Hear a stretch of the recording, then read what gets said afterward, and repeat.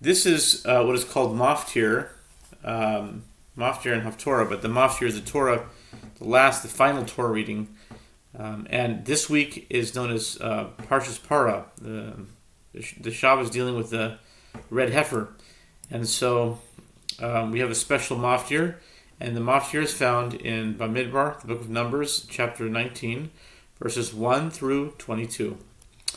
Numbers chapter 19, verse 1. The Lord spoke to Moses and Aaron, saying, This is the statute of the Torah which the Lord commanded, saying, Speak to the children of Israel, and have them take for you a perfectly red, unblemished cow, upon which no yoke was laid. And you shall give it to Eleazar the Kohen, and he shall take it outside the camp and slaughter it in his presence. Eleazar the Kohen shall take from its blood with his finger and sprinkle it toward the front of the tent of meeting 7 times. The cow shall then be burned in his presence, its hide, its flesh, its blood. With its dung he shall burn it. The Kohen shall take a piece of cedar wood, hyssop, and crimson wool, and cast them into the burning of the cow. The Kohen shall wash his garments and bathe his flesh in water, and then he may enter the camp, and the Kohen shall be unclean until evening. The one who burns it shall wash his clothes in water, and cleanse his body in water, and he shall be unclean until evening. A ritually clean person shall gather the cow's ashes and place them outside the camp in a clean place, and it shall be as a keepsake for the congregation of the children of Israel, for sprinkling water used for cleansing.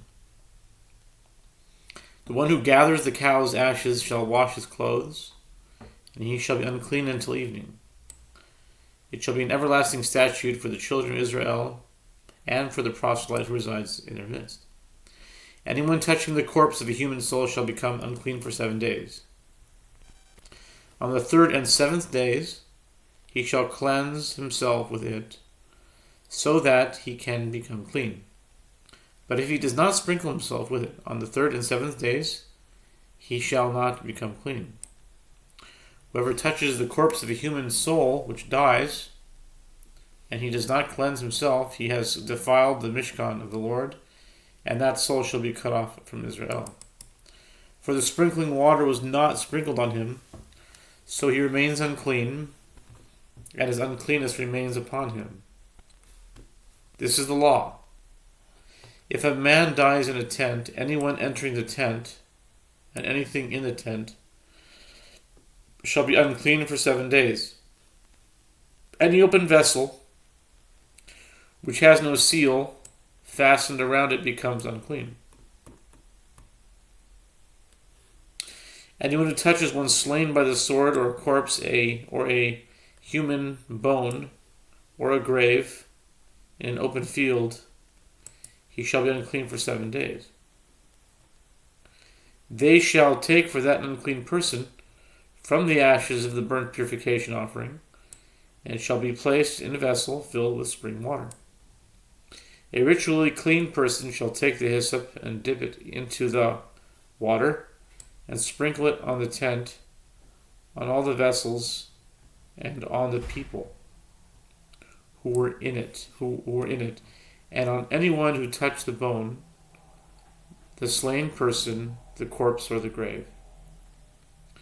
The ritually clean person shall sprinkle on the unclean person on the 3rd day and on the 7th day. And he shall cleanse him on the 7th day, and he shall wash his clothes and bathe in water, and he shall become ritually clean in the evening. If a person becomes unclean and does not cleanse himself, that soul shall be cut off from the congregation, for he has defiled the sanctuary of the Lord. The sprinkling waters were not sprinkled upon him. He is unclean. This shall be for them as a perpetual statute.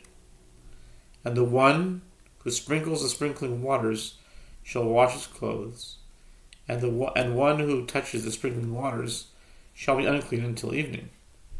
Whatever the unclean one touches shall become unclean, and anyone touching him shall be unclean until evening.